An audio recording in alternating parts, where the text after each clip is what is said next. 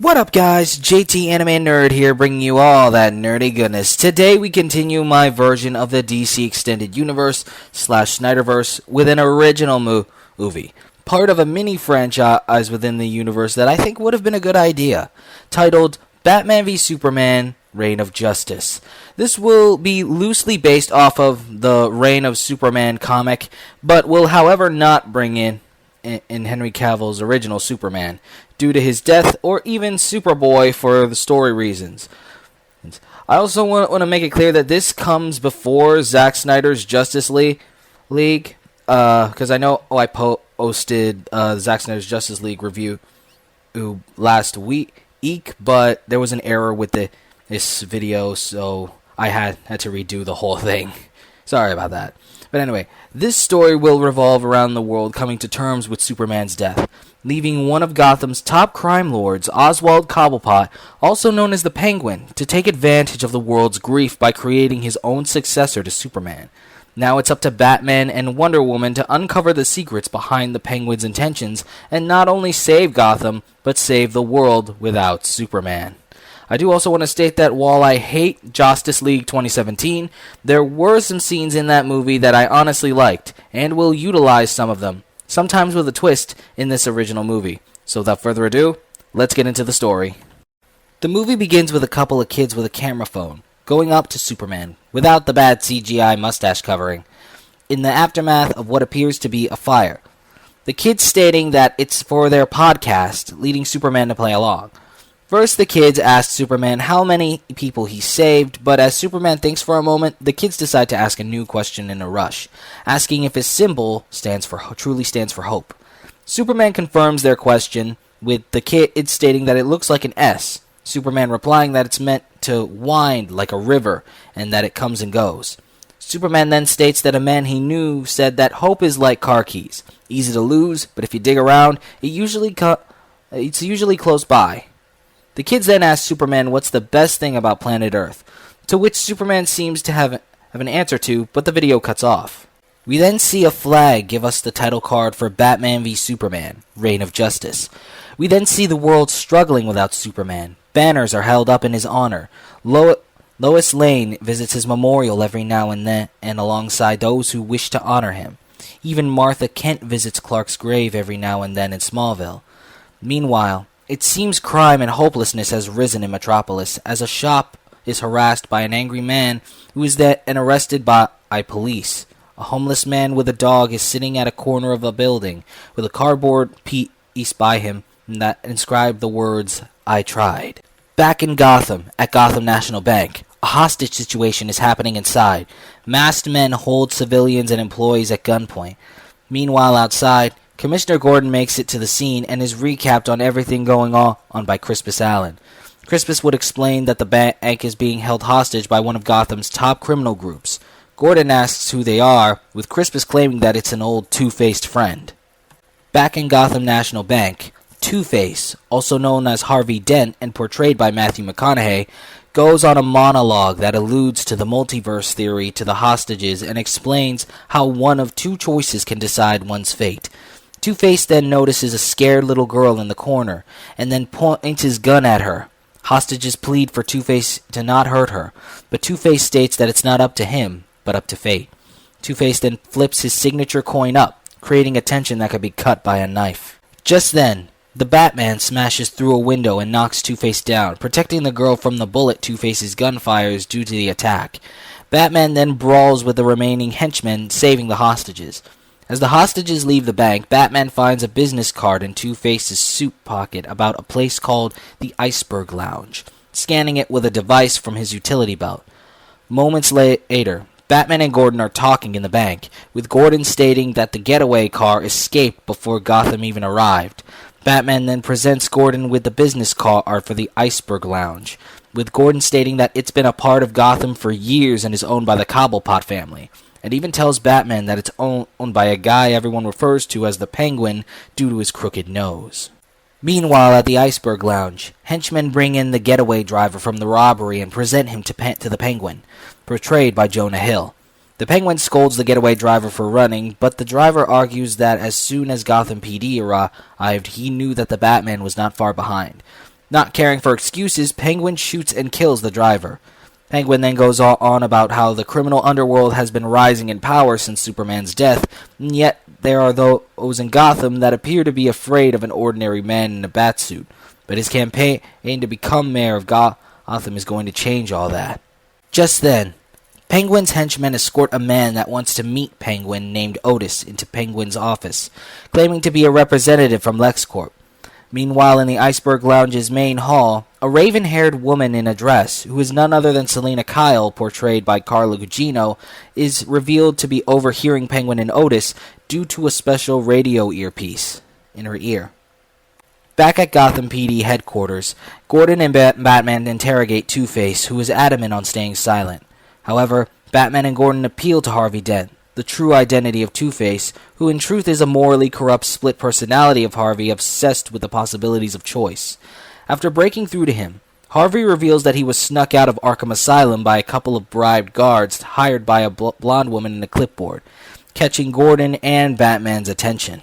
Meanwhile, at LexCorp, Penguin ends up meeting with Eve Tessmacher, Lex Luthor's secretary, who is also the woman with the clipboard, portrayed by Iris Witherspoon. Eve explains to Penguin that Luthor has been monitoring his campaign for a long time, even before Superman's death, and wants to assist in his candidacy for mayor of Gotham. Skeptical, Penguin asks what Luthor gets out of this, to which Eve states that Luthor has said that his reasons is potential future partnership due to the Cobblepot family's resources.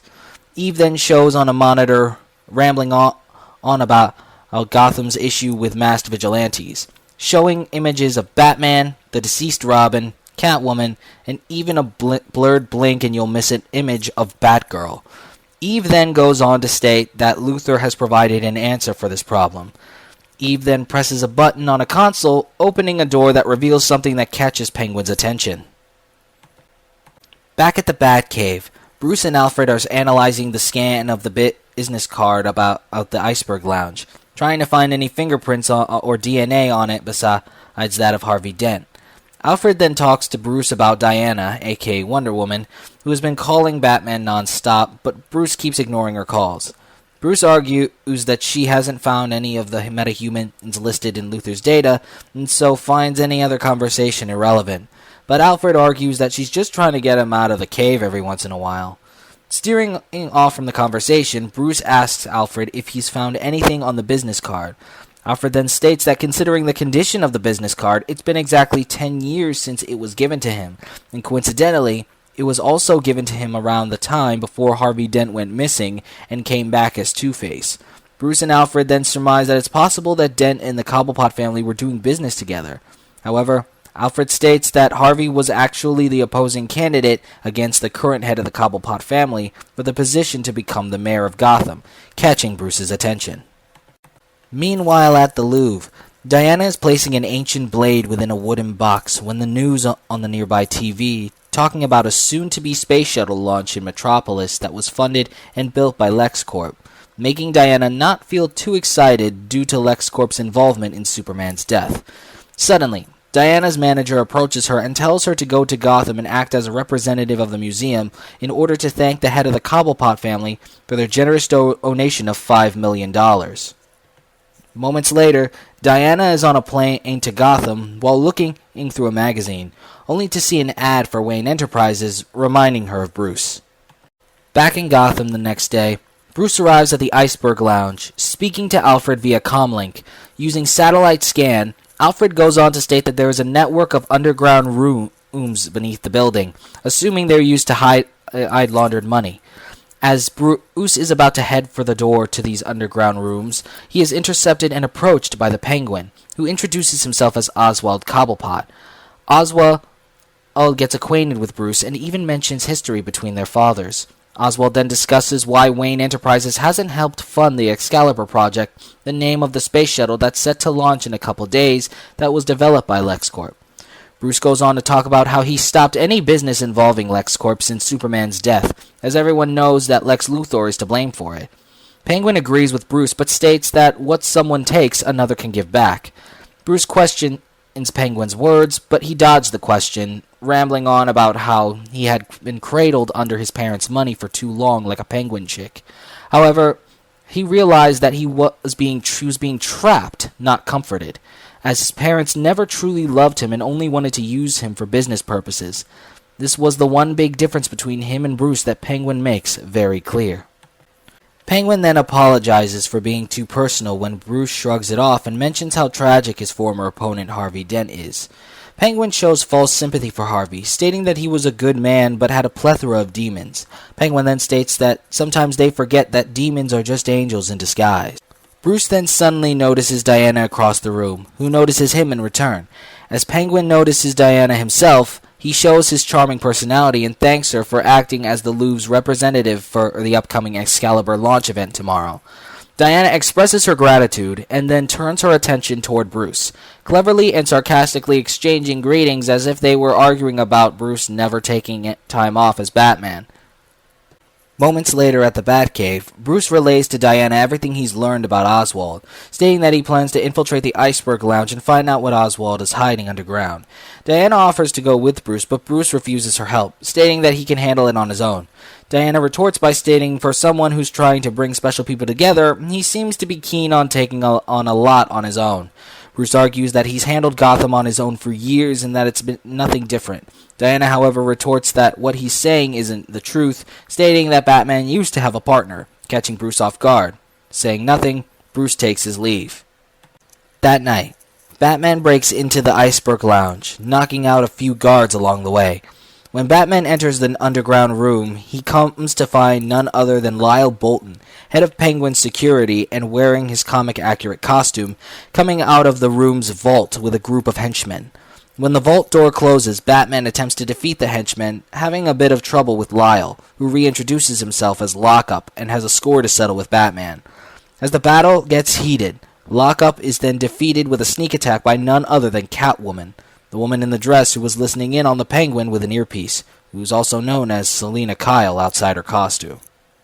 Batman asks Catwoman why she's here, to which she states that she's here for Penguin's riches, and that a girl has to make a living somehow.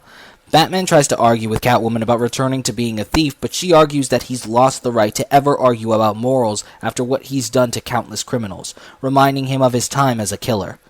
Despite their attention, Catwoman agrees to open the vault for him, but makes it clear that Penguin's money is hers. After picking the lock to the vault, Batman and Catwoman enter a storage with multiple crates, not expecting anything other than stolen money to be in the vault. As Batman and Catwoman inspect the crates, Batman finds government-made blueprints of Superman's scout ship, piquing Batman's curiosity. Just then, Catwoman opens a crate filled with strange canisters that all have the LexCorp logo on them, causing the canisters to immediately release the gas within it. As Batman and Catwoman weaken, the voice of Lockup then plays on the speakers at the corners of the room, taunting the two and stating that a certain someone thought of everything, even the arrival of masked vigilantes. As Lockup and his henchmen set the building on fire and escape in order to tie up loose ends, Batman gives his only gas mask to Catwoman, leading her to panic as Batman begins to suffocate. Suddenly, something comes crashing through the ceiling above, turning out to be Wonder Woman, who grabs Batman and Catwoman and escapes. The next day, Penguin is speaking to Jimmy Olsen of the Daily Planet, giving his thoughts as to what happened to the Iceberg Lounge. Penguin states that his family has made many enemies during his parents' time, and is thankful that no one is hurt. Penguin also states that this will not affect the celebration of the Excalibur launch that's to be held at Gotham City Hall later today. Meanwhile, at the Batcave, Alfred is tending to healing Bruce of the gas, while Diana and Selina are standing by to keep an eye on him, the three watching the broadcast from Batman's computer monitor. As Bruce stands up after Alfred's confirmation the gas has left his system, Alfred states that the gas is an unknown compound, and that it was a miracle that Selina's gas mask lasted for as long as it did. Diana states that she's seen gas like this before, referring to a mad chemist named Dr. Poison that once used gas like this to win World War I. Diana then states that LexCorp must have gotten their hands on some of her research. Selina then asks as to why Penguin would ambush us, and what is it that he's trying to hide. Bruce then claims he found blueprints to Superman's scout ship, the one Lex Luthor used to create his monster, referring to Doomsday. Diana asks why Oswald would have that, with Bruce theorizing that it must have something to do with the Excalibur launch. Selena surmises that maybe the ship is using Kryptonian technology in order to revolutionize space travel, with Bruce agreeing that it makes sense. Just then, a call comes through Bruce's main computer, revealing it to be Lucius Fox, played by Carlo Esposito.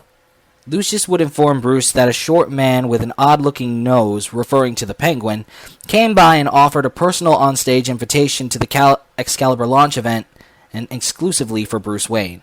Bruce makes it clear that he's going, but Selena argues, reminding him of what happened with the Joker and the fact that he let him into a trap while using his knowledge of Bruce's identity to his advantage. Bruce argues that the difference is that Penguin doesn't know Bruce's identity as Batman, but Diana reassures Selena that she'll look after him.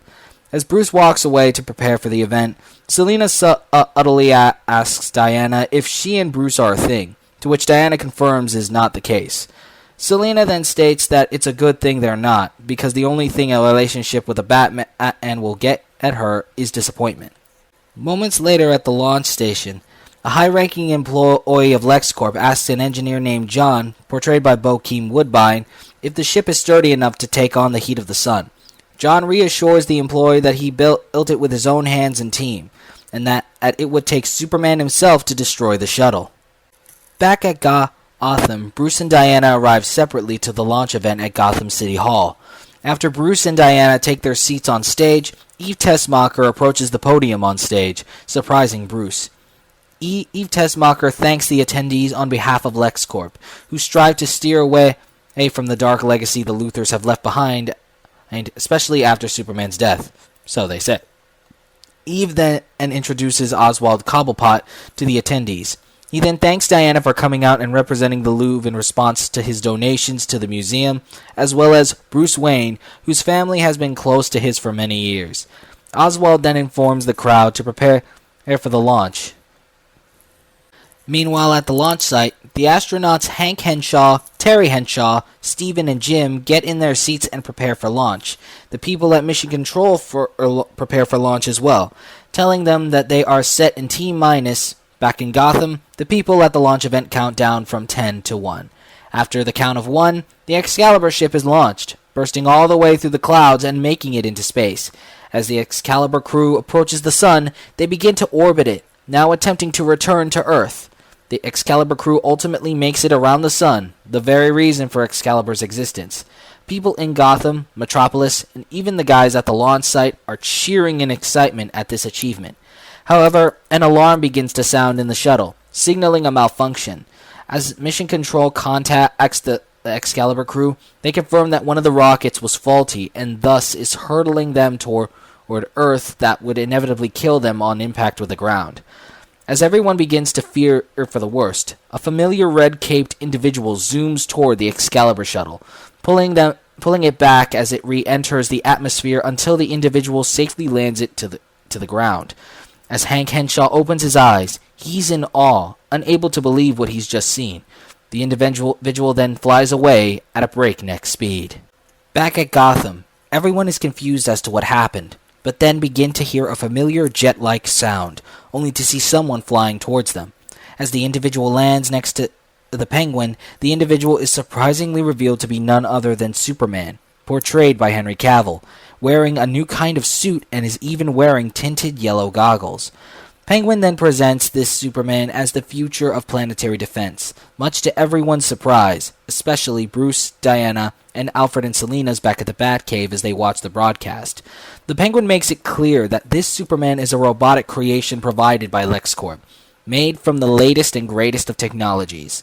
Penguin then states that this creation was put on standby for the very situation that the world just saw happen, programmed to serve and protect the people as Superman would have. Penguin presents to the audience none other than the new Superman. People cheer in celebration as Bruce and Diana look on in abject horror. Penguin then states that this isn't all, as Penguin then presents the Enforcement, a form of soldier force led by Lockup that Penguin will implement into the Gotham PD should he be elected mayor. Penguin makes a statement that under the enforcement's protections, cities such as Gotham and Metropolis will no longer have to count on vigilantes who act as they are above the law in answer to no one. The crowd cheers in response to Penguin's words. As the weeks pass by, the cybernetic Superman does everything Superman does, averting natural disasters like tornadoes, earthquakes, and even wildfires. The cybernetic Superman reconstructs a rail using a special heat power in his hands. The cybernetic Superman and also saves children from a school bus accident and even apprehends criminals.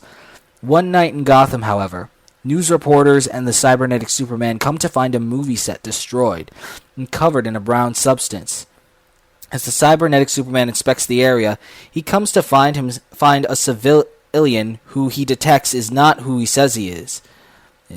When the ruse has stopped work, when the ruse can no longer work, the cybernetic Superman comes face to face with Basil Carlo, also known as Clayface and portrayed by Bobby Cannavale, who is bitter at the studio for abandoning him after hiring a younger actor to replace him many years ago.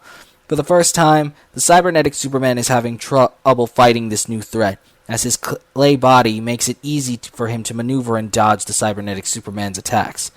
After Clayface hits the cybernetic Superman, damaging his head, it looks back at Clayface. However, words that state Eradicator Protocol active show up, and the cybernetic Superman becomes more violent and coldly destructive. The cybernetic Superman then uses heat vision on Clayface, hardening him to the point of being frozen. As everyone cheers for him, the cybernetic Superman then punches the clay statue, killing Clayface in an instant without remorse. This action shocks the people around him, with the cybernetic Superman leaving the scene. The next day, Penguin addresses this to the public, but makes it seem like Clayface's death was a good thing, stating that this Superman can do what the vigilantes of these cities didn't have the guts to do: finish the fight for peace. As Bruce watches the broadcast, he decides to act on his own. That night, Batman decides to sneak into LexCorp, avoiding any guards. After wandering the building for a few minutes, Batman would come to find a robotics lab and sees a familiar set of blueprints within the room. Using a laser to cut through the glass doors, Batman enters the lab and takes a better look at the blueprints, finding that the cybernetic Superman was made from the materials Luthor salvaged from the scout ship. Batman then notices that the parts were also taken from pieces of Zod's ship, including the AI that powers the cybernetic Superman and has it act on its own. As Batman scans the blueprints with a scanning device, he then looks forward to see that LexCorp is beginning to manufacture more cybernetic Supermen, shocking Batman. Not wanting LexCorp to make more, Batman sets up some explosives around on the lab, ensuring that no one is coming near the lab so as not to detonate the explosive is to keep anyone from getting hurt. After the coast is clear, Batman detonates the explosives, destroying LexCorp's production. As Batman then tries to escape, he's then confronted by the cybernetic Superman, and the cybernetic Superman attacks Batman, hurling him through the wall and into the outside parking lot. As the cybernetic Superman prepares to fire his heat vision, he's then attacked by Wonder Woman, who's arrived in the nick of time. After a lengthy fight between Wonder Woman and the cybernetic Superman, Batman begins to notice the cybernetic Superman becoming more destructive. Wonder Woman then clashes her bracers together to give her and Batman the chance to escape, which succeeds. Moments later, Penguin arrives on the scene, upset at the fact that Batman destroyed years of production in work. Eve then tells Penguin not to worry, as the events of what happened today are likely to help him in the final running to become the mayor of Gotham. Penguin asks how that's possible, with Eve stating that Luthor is always one step ahead of everyone. Back at Bruce's penthouse, Bruce and company watch the broadcast as Penguin addresses the incident at LexCorp, revealing video footage of Batman destroying the lab, making him out to be a terrorist and also turning him into a wanted man in Gotham. Shrugging all this bad publicity off, Bruce and company go over the blueprints of the cybernetic Superman, As Selina is stitching up Bruce's wounds from his fight with the robotic Superman, Wonder Woman states that while she could feel the force of the metal from Superman's punches, she could also tell that the skin was truly organic. After going through the blueprints, Alfred discovers that Zod's DNA was used in this project, granting the cybernetic Superman actual Kryptonian abilities and organic skin. Diana states that she doesn't even know what to call that, with Bruce replying that it's a cyborg. Diana asks Bruce to confirm what that is, to which he states that a cyborg is a combination of organic life and technology, creating a half-mechanical human being. Selina then asks how they plan to beat this cyborg Superman, to which Diana suggests kryptonite, but Bruce confirms that the blueprints had already thought of that detail, as the majority of Cyborg Superman's body is made from the material of Kryptonian ships, which is immune to the effects of kryptonite. Alfred then points out the name written at the corner of the blueprint that says John Henry Irons. Bruce asks who that person is, and Alfred confirms that he was the engineer at LexCorp. Bruce questions why Alfred said was, with Alfred stating that John was recently let go due to the flaw that caused the Excalibur to malfunction during its flight into space, as John is the one who created the shuttle. Bruce then asks Alfred to go over the blueprint of the space shuttle, and states that he's going to meet with John himself. Diana insists on going with him, but Bruce refuses her help, with Diana replying that he needs to quit the solo act, and that it's for these kinds of reasons he wants to put together a team in the first place. After Diana storms off upset, Selina states that Bruce was unprepared, and that's not like him at all. Bruce then states that after Superman died, he took on the burden of carrying the world on his shoulders, and that it's his burden to bear alone. Selina then points out that the last time he thought he could handle taking the burdens of the whole city on his own, a boy wonder came into his life and proved him wrong. Bruce actually expresses his concern at forming this team he's been searching for, as he doesn't want to drag anyone else down like he did Dick, who was once Robin, Batman's sidekick. Selina then makes it clear that Robin's choices were his own, and that while they always treated Batman as if he orchestrated their choices, in the end it was just an excuse for themselves to step out of the shadow of the Batman.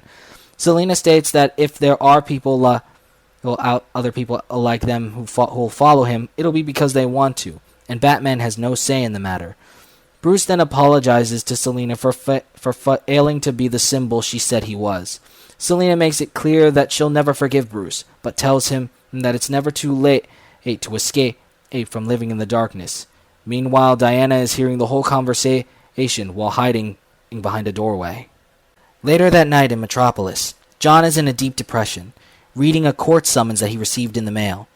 John begins to tear up as his niece Natasha Irons enters the kitchen and hugs him in order to comfort him. Just then, John gets a knock at the door and is then pushed back into his home after opening it, with thugs coming in and holding him and his niece Natasha hostage. The leader of the thugs tells John that Lex Luthor sends his regards as he points his gun at John, much to Natasha's protest. Suddenly, Batman comes crashing through the window and takes down all but the leader of the thugs. John and Natasha attempt to escape but separate, only for Natasha to get captured and held hostage again by the thug leader. As Batman arrives to confront him, the thug leader threatens to kill Natasha if Batman comes any closer. Just then, John sneak attacks the thug leader in the face with a sledgehammer. Moments later, after John and Natasha leave the police station, Batman awaits the two outside, with John pretty much predicting what's going to happen next.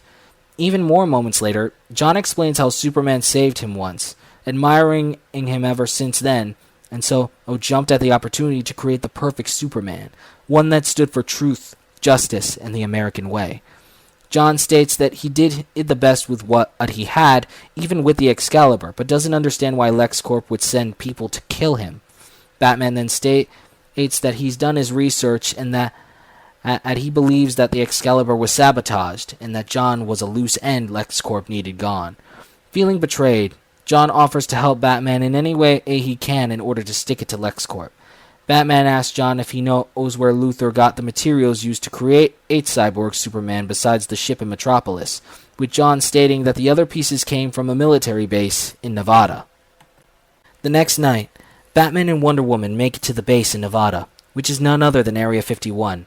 As Batman is about to apologize to Diana for how he's been pushing her away lately, she interrupts, stating that she overheard her and his and Selina's conversation, pretty much making amends for everything that happened.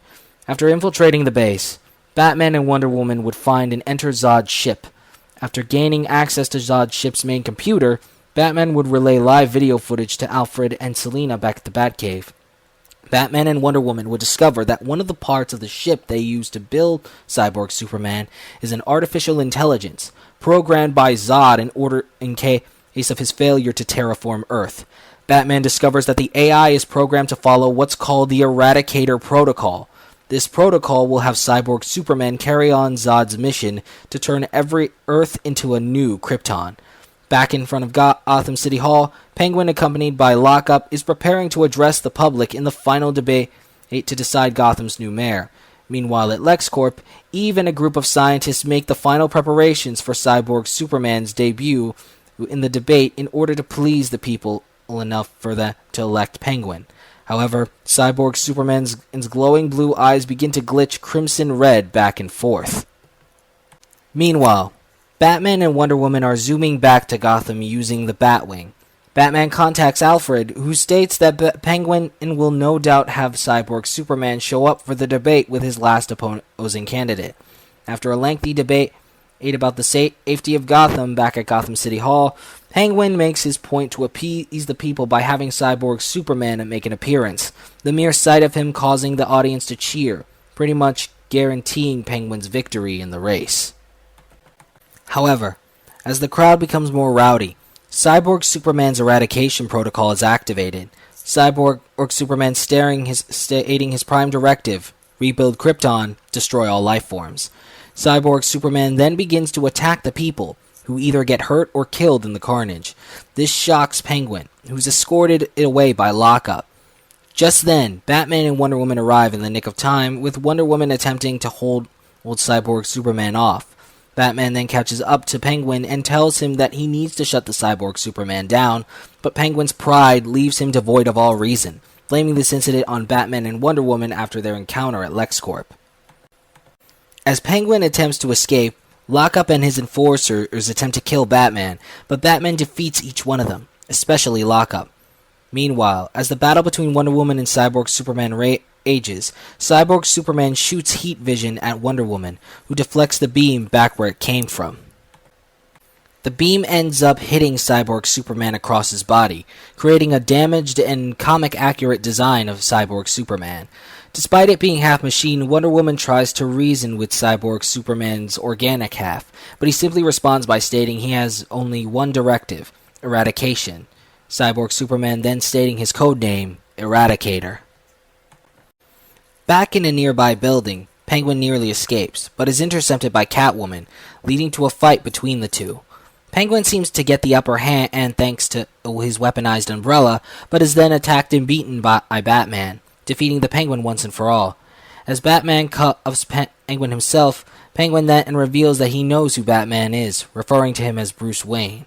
Penguin then states that LexCorp is set to release this information via internet to every authority in Gotham.